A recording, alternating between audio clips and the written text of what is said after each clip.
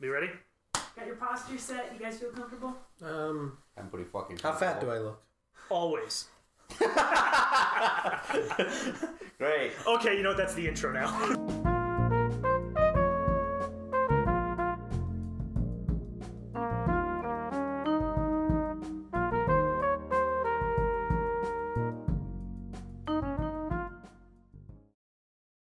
Thank you for joining us, everybody. Welcome to Couch Club, featuring the Orange Crew here.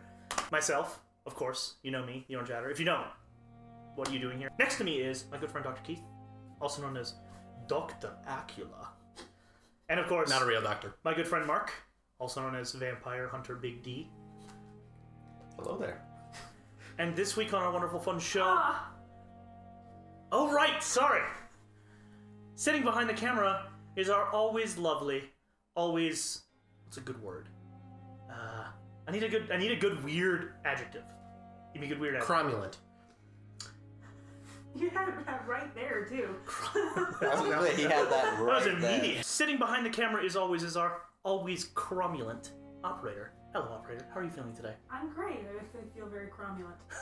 Your fangs look quite polished I'm You're today. looking a bit pale. What's that on your neck? Yeah, I think it was a spider bite. it's a big fucking spider. It's like, Did it's like an you inch. get that done recently? Something. I can't. How about the eyes? They're looking really red. Have you gotten enough sleep?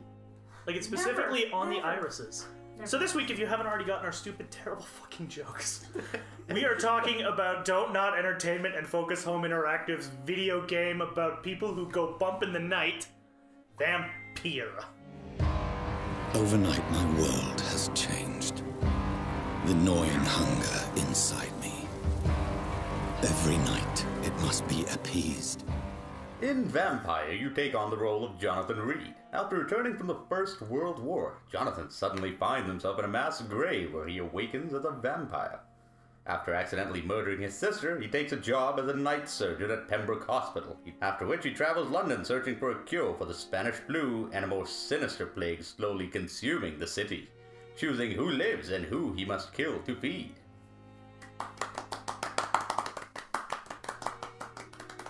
This is a game about being a vampire in London and being a doctor at the same time. And it's a largely narrative game, so we're going to talk about the narrative a lot, because it's like 80% story, 20%... Keith, what did you think about... Tell me about the story. Well, the story sort of is largely focused on Dr. Reed and his investigations, or as he would put it, I'm Dr. Jonathan Reed, because he insists on introducing himself to absolutely everyone he meets. This is the thing. We've been talking about this off camera, about the game off camera, and this is something that you guys keep bringing back to me. Like, why does he introduce himself to everybody he meets? Because he's a fucking doctor. Yeah. Because he's a human being. And then he proceeds to eat them. If you don't want to get caught as a vampire, pro tip, don't tell people your fucking name. Yeah, but like, you don't have to eat them though.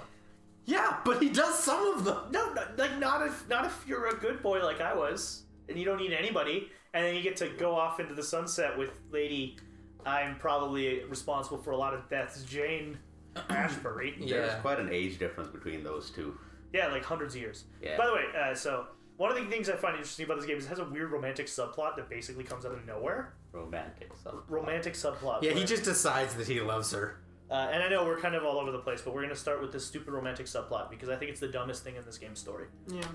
Don't you fall in love in 2 days? Yeah, so, yeah, like, mind you, you rest quite a few times, but the game doesn't really give you enough reason to rest more than, like, 5 times through the whole game, depending on how you're playing it. I guess if you're eating a bunch of people, you might rest more. If you're leveling up a lot. It's 1800s.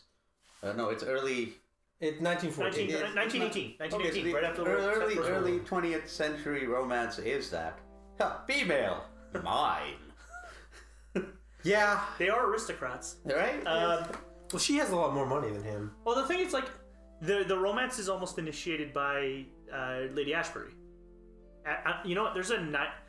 I've been playing Battle for Azeroth. There's a character named Ashbury. If I'm fucking this up, I'm sorry. It might be Ashvane. No, it is Ashbury. Is it Ashbury? It's Ashbury. Is Ashbury? I don't think it's Jane though. Is it? Might be. I have no idea. I think it is. Is it Jane?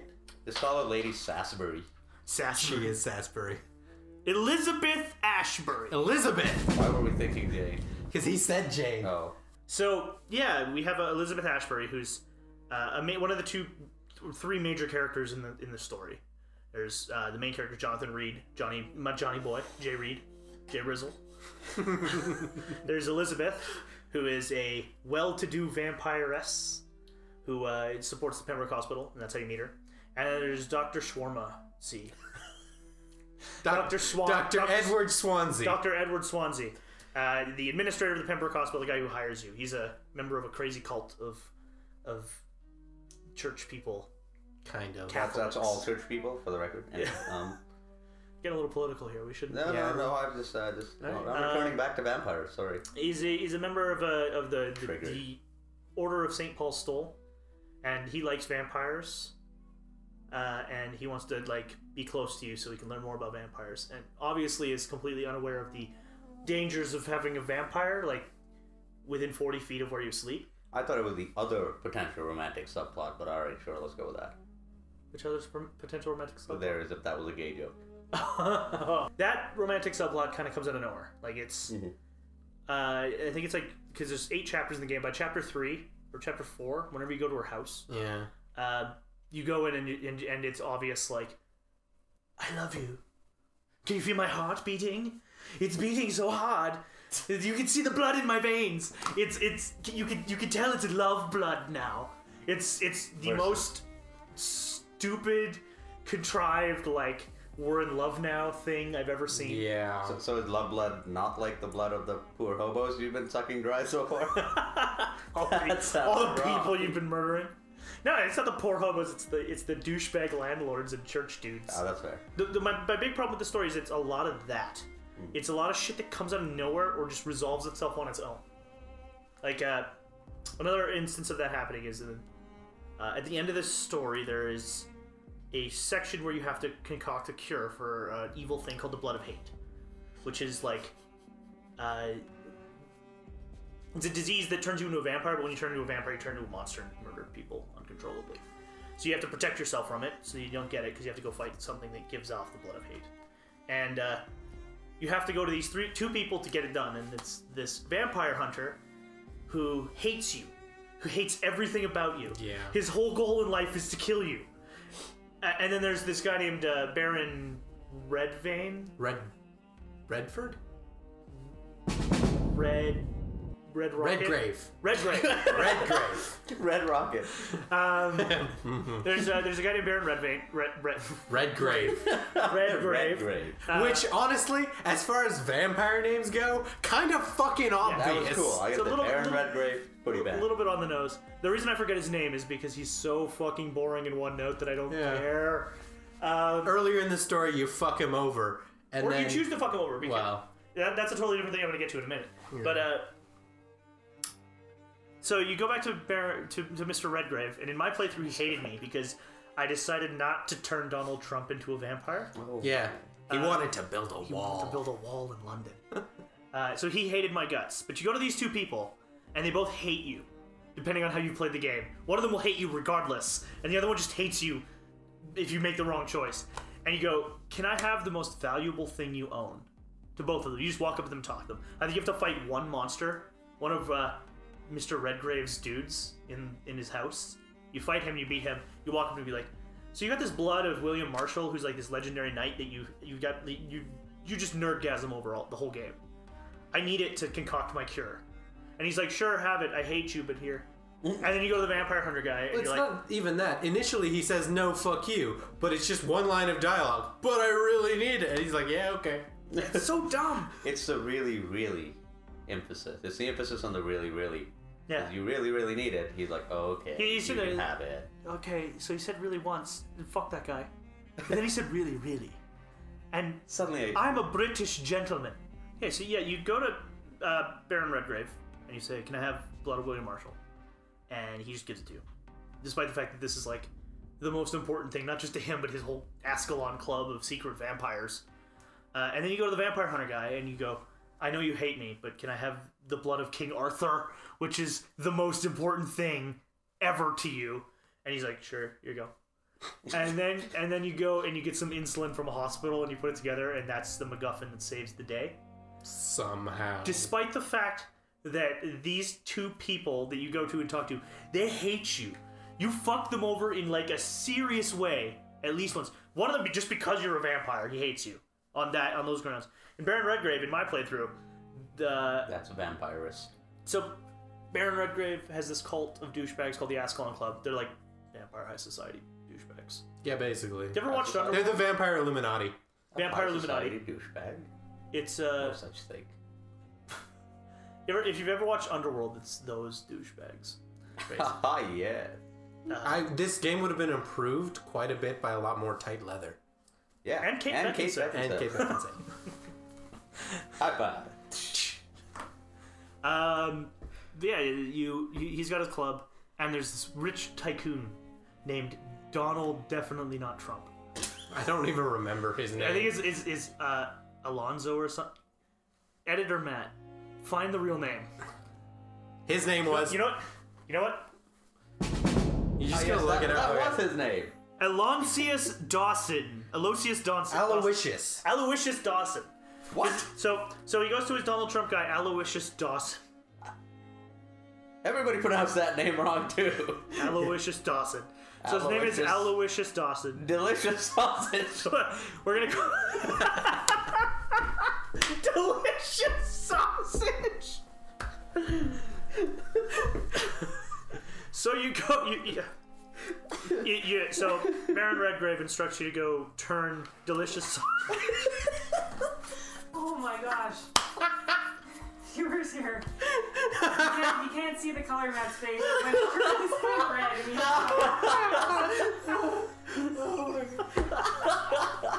We gotta get through this bit and then open everything up because it's not in here. We can do it. We can fucking do it. All right. oh wow, So- we're not even halfway done, you're already crying. Fuck. So they tell you to go turn this rich tycoon named Delicious Sausage.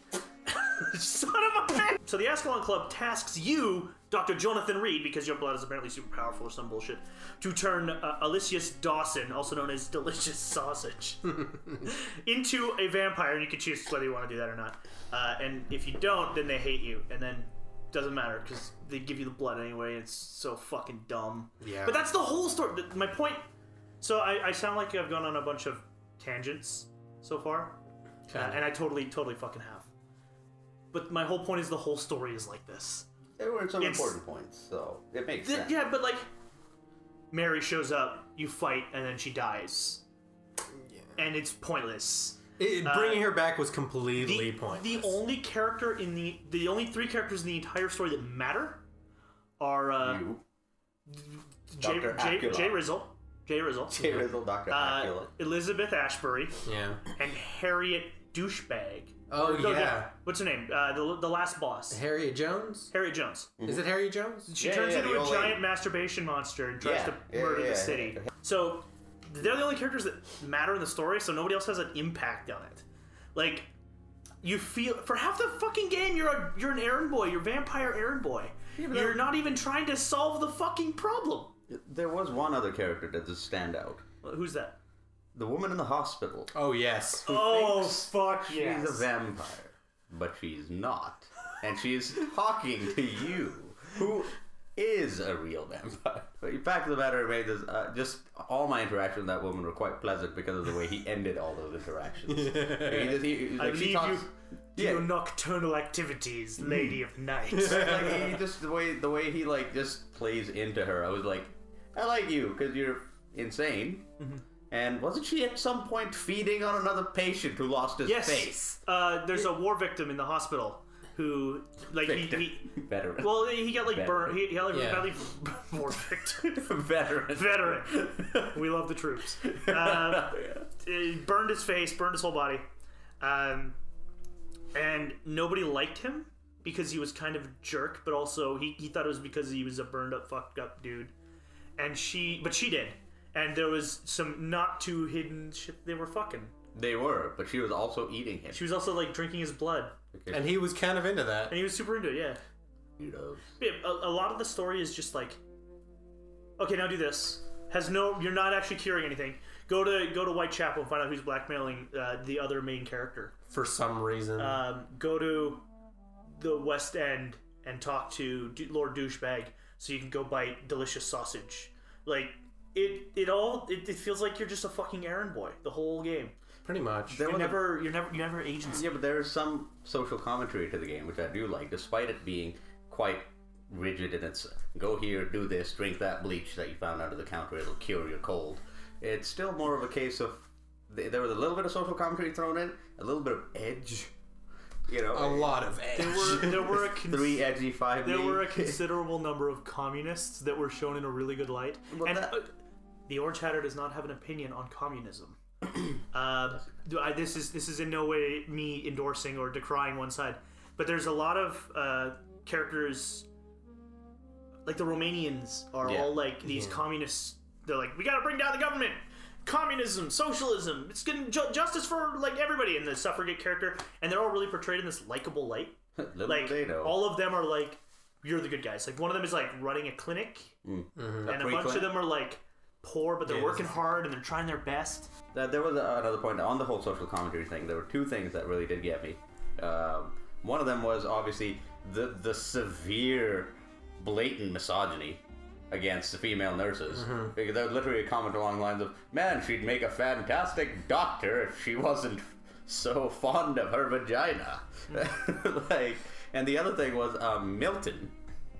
The grave taxi driver. The ambulance driver. Oh yeah, the ambulance driver. The ambulance driver. That one. Yeah. And he's in a relationship, but they made a point of him saying something about, oh, why is it so weird for me to be in a relationship with this nurse? Is it because I'm black? So I'm not swinging one way or the other on this, on like the subject matter, but there is a lot of politics in this game. There's like a huge amount. There's kind of interesting. That's what kind of kept me interested. There's certain game studios that inject their politics into games, and you'll see it. And this one definitely does.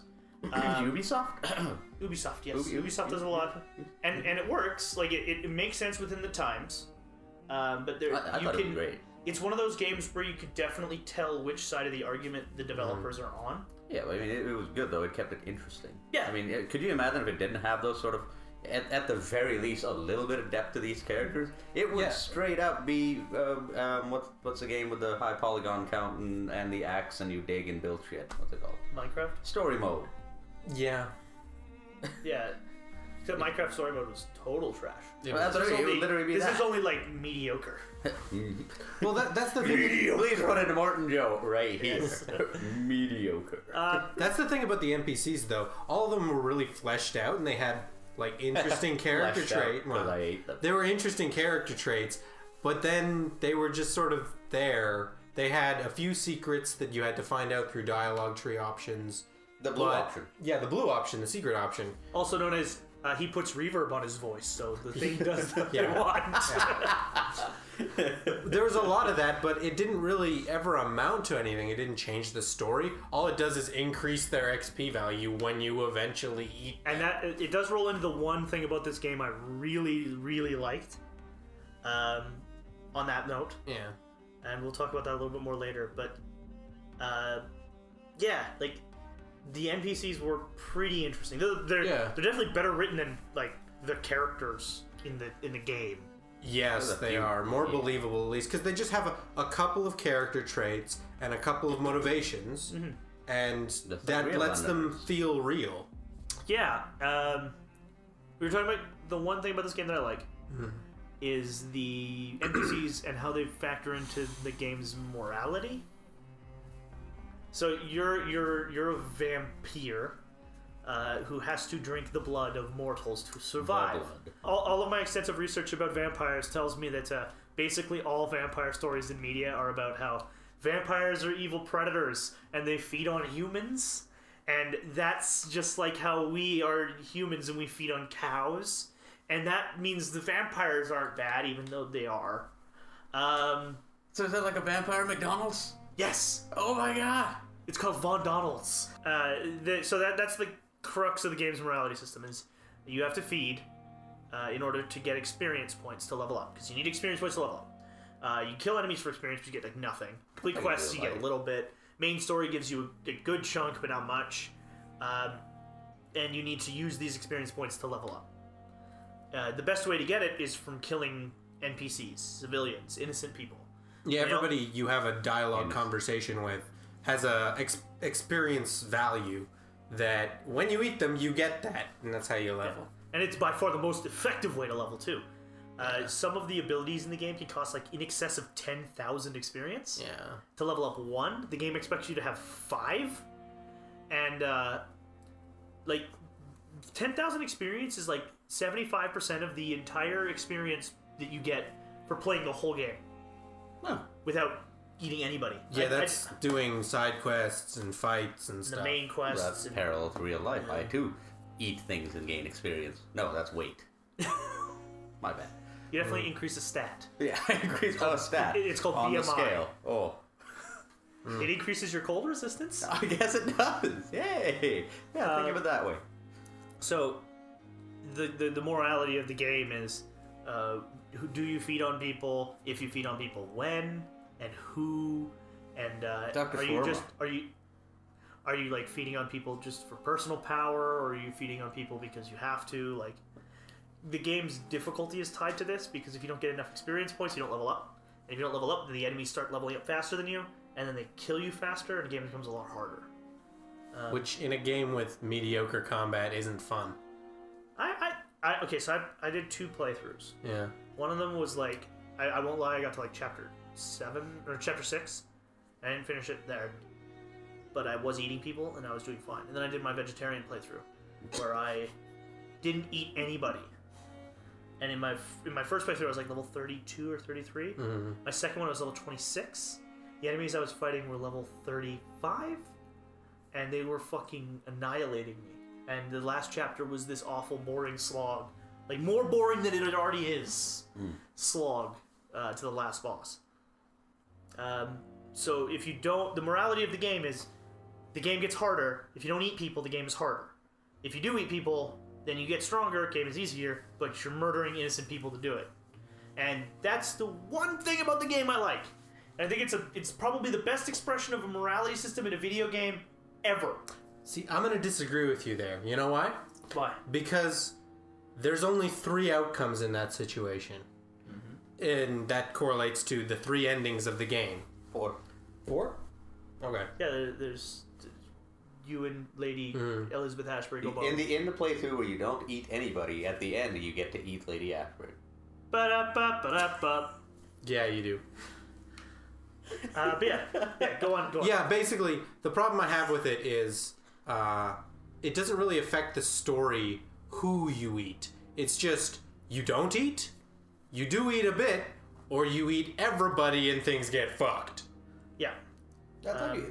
Having seen all the endings, they are varied enough that I find the top ending versus the low tier ending. I like the low tier ending simply because the top ending, Jonathan's all like, "Oh no, I love you, girl I've known for a week. Hey girl, hey, let's go to this castle." But like, there's that, and then the next ending, which he's still like, "Hey, don't die," and then she throws herself into the fire. And then the one where he's like, "Oh, I don't know, I mean, we did some bad things, but that doesn't mean we can't be good people." She still throws herself in the fire.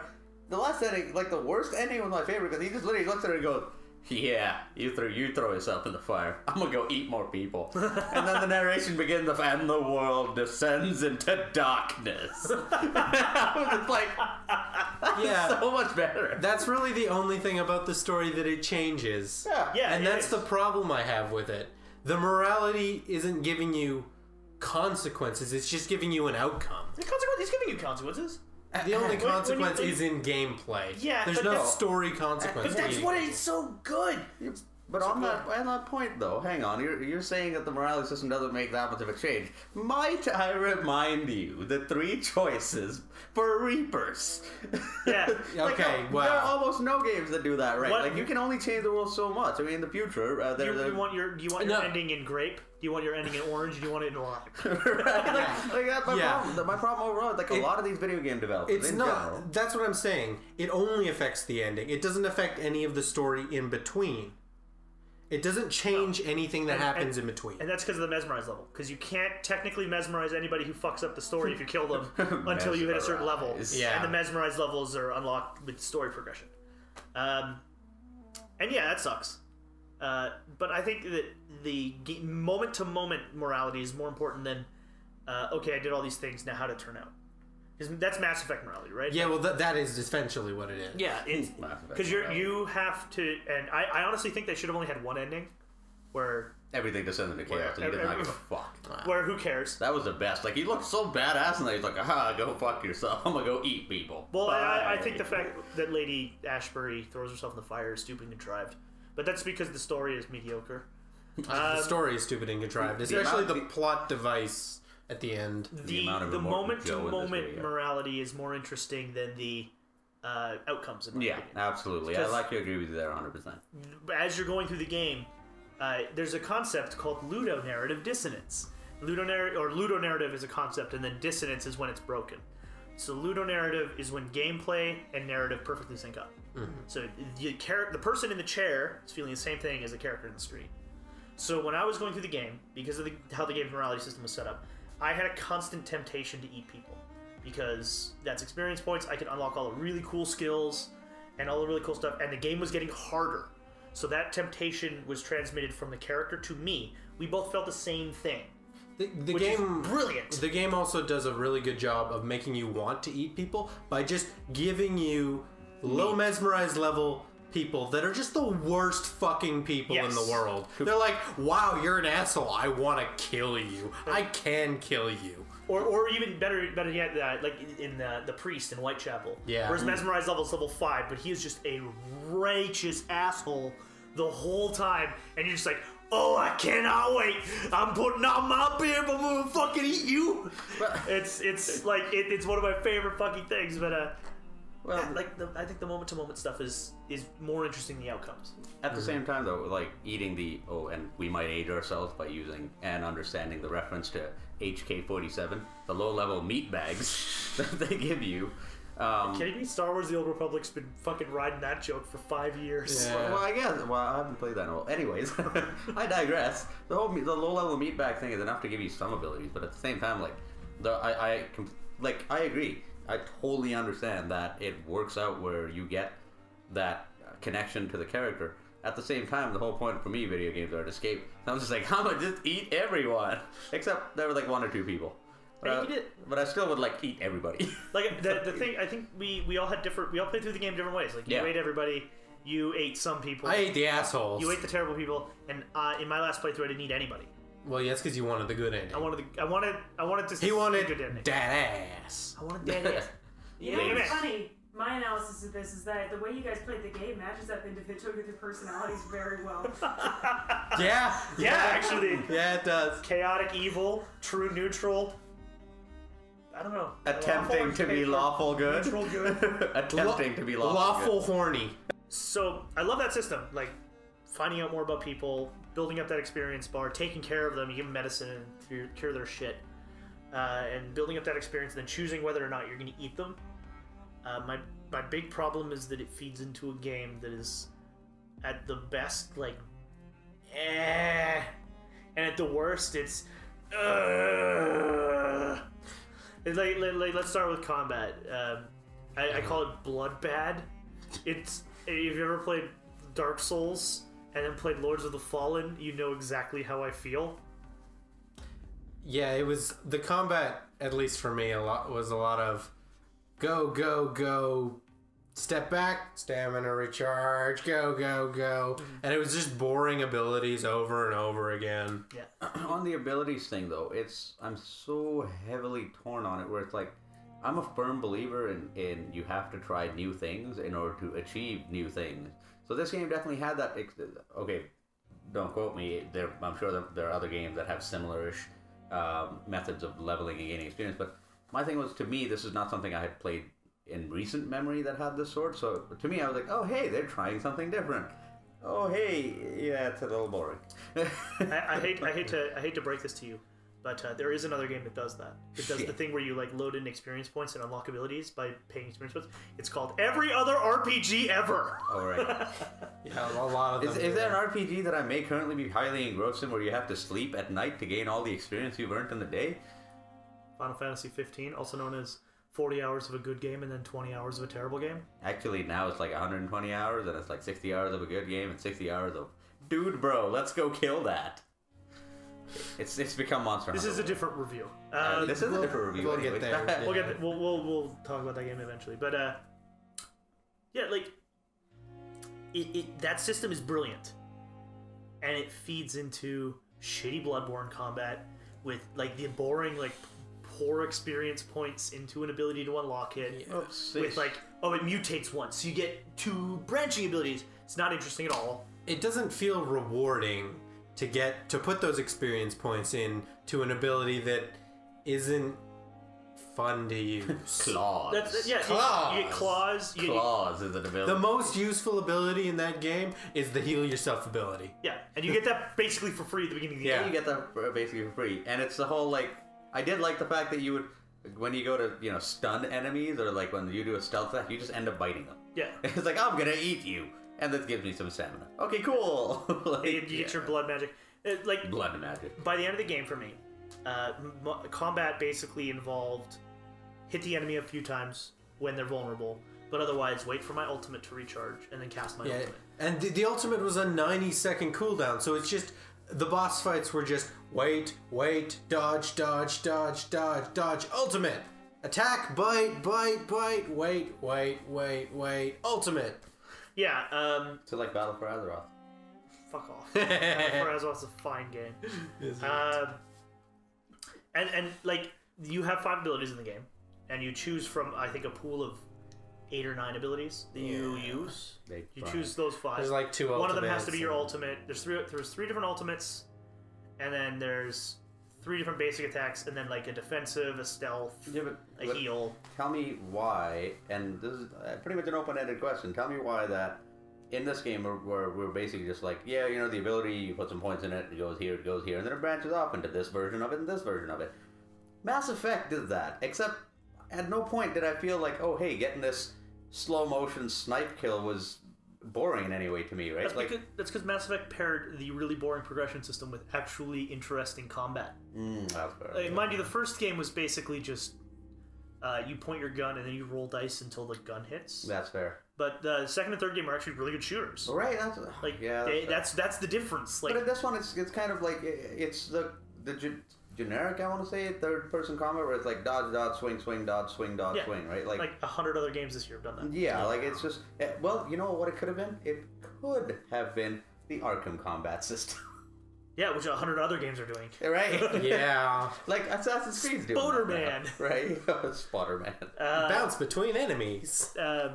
It's just maybe it's fatigue because like as I said, it's kind of Bloodborne-y a little bit. I'll say this: I don't play many of those games, and I didn't enjoy the combat either. Okay, so it's not fatigue. Maybe it's not fatigue. No, I don't. Yeah, I don't play. Like I think I spent like half an hour on Bloodborne. So Yeah, I didn't really play By Dark the way, Souls. you should really play those games. No, it's decent. I know it's really good. I just don't have the time. Yeah. I've got games. And then like so you got boring progression, you've got boring combat. The conversations are just Mass Effect with a couple of extra tricks. But it is interesting. Where you use vocal reverb to convince people to do things. Like, Well, I also like that you could unlock combat or dialogue options based on your conversations with other people. yeah, and like And you notes learn the and, interconnectedness like, of spying on people. You learn the interconnectedness of NPCs. Yeah, Yeah. and like that was interesting. But and that all fed into that system of hints and Yeah. that and fed into the one good thing. it this was game a is. big, good system that didn't amount to anything.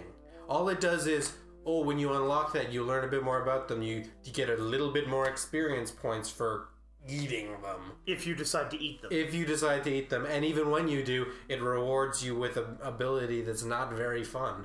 Like if in another game, let's call it Good Vampire. When you unlock one of those hints, it might reveal the location of a hidden item or something like that, and also do that experience. Because as it is for Mark, it's always a really good idea to talk to everybody and get all the hints. Yeah. Because he eats everybody. Yeah. For you, it's always a good idea to talk to specific people and get all the hints because you're going to eat those specific people. Yeah. For me, I had no reason to give a fuck about anyone because the only reward you get for that system is a little bit more information about that character who you're going to be dealing with for the next 2 hours and then never talking to again. Well, see, that's another thing I wanted to mention. The equipment system in the game felt really lacking. Oh yeah, it was dead. It was If there was more items with some different, like, combos or attack styles, it would have been more fun, but it was just the same smack, smack, or smack, smack, shoot. Side. That's another thing that I kind of want to lean into Bloodborne at, because they seem to want to do the Bloodborne thing with weapons. Yeah. Where, like, you get 5 or 6 weapons for the whole game, and you just upgrade those weapons as time goes on. And, yeah, but the weapons weren't different enough for it to matter. No, they weren't. I went through the whole game with 2 weapons, and I only used one of them. I switched out at one point because after the theater chapter, you get the scimitar, which is broken. And then you get blood generation on the scimitar, and you don't have to bite anybody. But yeah. Other than that, like, the weapon system is super boring. All of the required, there's always one required material that's chapter gated, so you can't get the specific material until you hit a certain chapter to, like, protect you from getting the best weapon immediately and just killing everything. It seemed like they wanted to put in a sort of gathering and crafting system, but it was just half-assed. Yeah. Like, the medicine stuff is cool, where you're crafting cures for people with shit you find under their sinks. That was useful and interesting for the story. But everything else around it is garbage. Complete medical science, and really. This is a recurring theme of Vampyr. It's like, you're like 2 steps away from this being really interesting. In every situation. Interesting ideas, poor execution. Yeah. Like, some of it was pretty well executed. The story could be interesting if, like, the characters were more interconnected and some stuff was more fleshed out, but it's like 2 steps away from being interesting. Combat could be interesting if they had to take another 2 steps and made it a little bit more fleshed out. As it is, the resistance system could just be barreled over and you don't even notice. All of it's just 2 steps away from being good, but instead it just stops at mediocre. Well, one thing. Where were you going? No, I do agree with that a fair bit, but one thing I believe the game did excel in was keeping me interested enough in talking to the characters. The combat parts were actually, funnily enough, less interesting, but talking to people and solving the mysteries and concocting completely real medications from household items and bleach and maybe some cocaine and lead and lead. You know, it was completely real. Was all good. Like, that part was actually interesting. Weirdly, I feel this game would have been better if there was less combat. If it was more like those Sherlock Holmes games. Exactly, like those were the Nancy Drew games I was gonna say, but I've never played them. So I don't know. Mark Nancy Drew games? Yes. Also, Mark, do we have to have a conversation about your game choices? No, my game choices. Someone I'm intimately involved with perhaps may have played quite a few of the Nancy Drew games. And seeing as all of you know her. You're just making me want to play these games, actually. His name is Narc.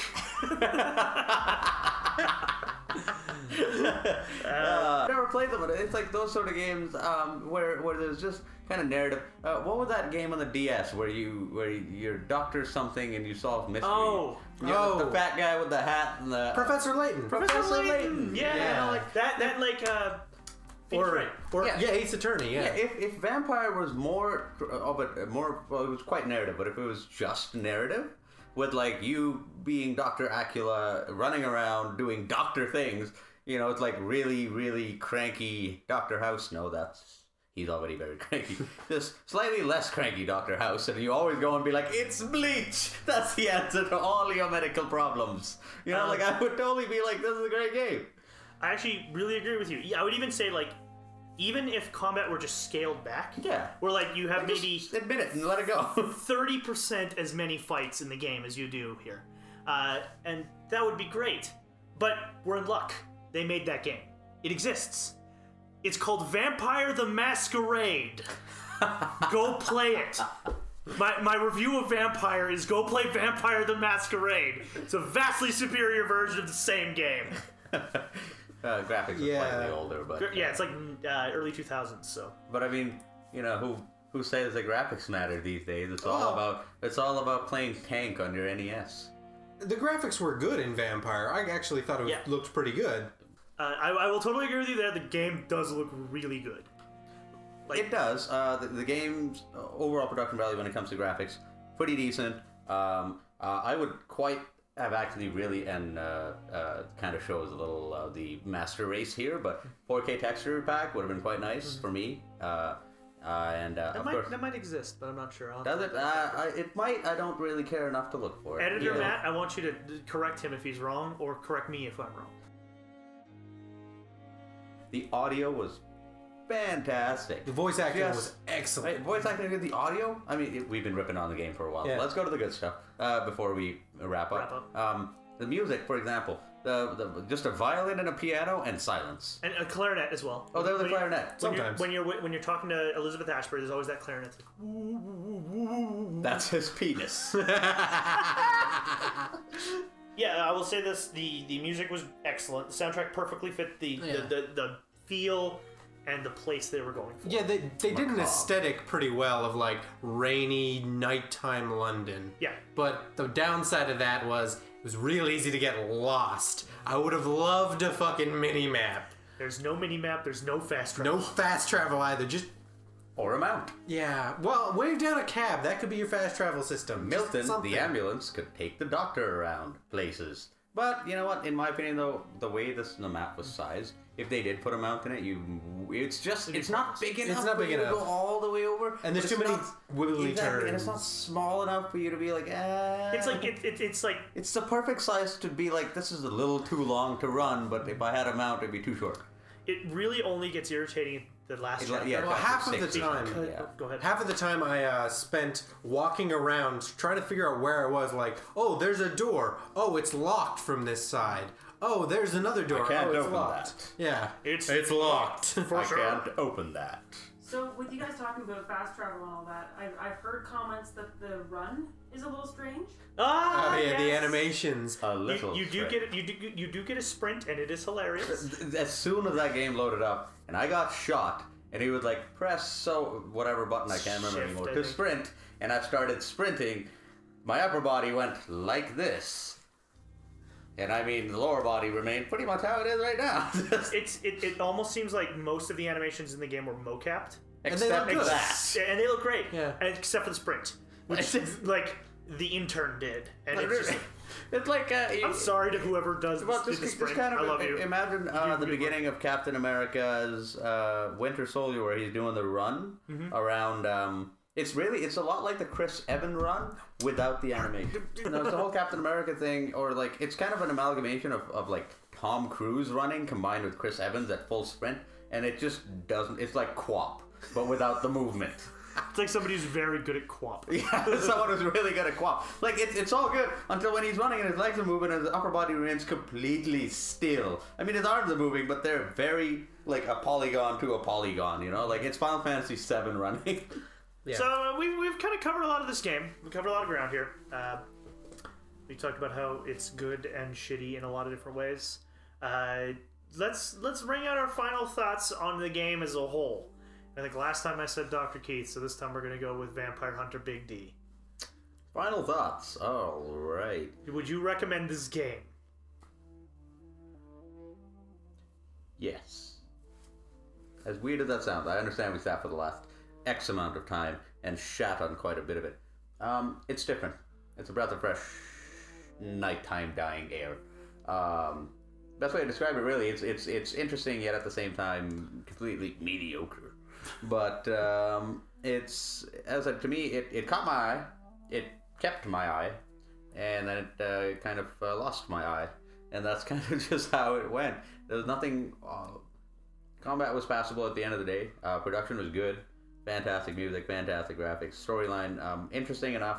A little too on the things that go bump in the night factor. So sometimes I feel it was more grounded in realism, less the blood of King Arthur and his knight. I feel if it was more like, remember the club scene in Blade 1? If it was just more of that, I'd be okay with that. I've seen Blade yeah. 1. Fact being, if it was more like that, it was good. I would recommend it. Would not recommend it for the 66 Canadian pesos, but maybe 35 Canadian pesos. A Steam sale. Get on sale, yeah. Right, like get it on there.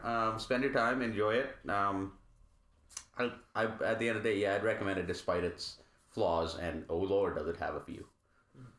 Dr. Keith? I would go even further than that, honestly. I would not recommend it for any more than 20 of your Canadian pesos. So like that's like $15 in real money, by the way. Yeah, well, that is accurate. But I think it'd be a good game to sit down with, do a bit of sandboxing, meet the characters, have some fun with that, run around. I wouldn't buy it for the story. Just have your fun with it and move on. It's the kind of game that you would start and half finish and then uninstall and forget about. So with my recommendation, I have a really hard time with this, and I mentioned this in the other video when I was talking about the game at the end of there. This is kind of my thesis. I have a really hard time recommending this to anybody because it's brilliant and terrible at the same time. It's like an enigma. It's like an Oreo, only the middle is shit and The rest of it is Oreo? The rest of it's a normal Oreo. Yeah, like, I still wouldn't enjoy that. Yeah, I don't think anybody would enjoy it. That's my problem. Like, it has this really brilliant morality system that perfectly marries narrative and gameplay, and then it's got this really boring combat and bad story is, and it all feeds into a game that's not that interesting. Like, if you really liked Vampire the Masquerade and wanted to know what a knockoff of Vampire the Masquerade would be like, play it. If you really liked Lords of the Fallen or something like that, a game that's like just slightly worse than a better game that already exists, pick that up. If you really like vampires, pick it up on sale. If you're a really big game design nerd like I am, who likes really interesting ideas in games, pick it up on sale. But otherwise, if you're just playing this game to have fun, give it a hard pass. It's just not that good. It's not that good. It's the kind of game you would spend 6 hours on and never touch again. Yeah, I'm never playing this game again. But did it take a bite out of your time? It definitely sucked. Operator, now that we've all talked about this game for a while, would you ever play Vampire? No, absolutely not. Totally sounds like it sucked. Yeah, I actually have a question. What was the retail price of the game when it first came out? I can't quite remember. So we're in Kanukistan. Currently, I looked it up earlier today. It's actually currently $65 Canadian. So that'd be about $50 American. I don't know if that's what the retail price when it came out, though. Yeah, No, the price hasn't changed. Hasn't changed? Okay, then It's not a $60 game. It's like $45. Yeah, I would rate it at a pretty solid $35 to $40, or a Steam sale game. I would call this a $20 normal, $15 sale game. Yeah, I would actually agree with that. There's just not enough content for it to be a full price game. In a world where you can buy Hollow Knight for $15 and that game is 40 hours of just fuck. Okay. All right, I've never played it, but apparently You should all play Hollow Knight, by the way. Yeah, my official review of Vampire. Everybody should play Hollow Knight.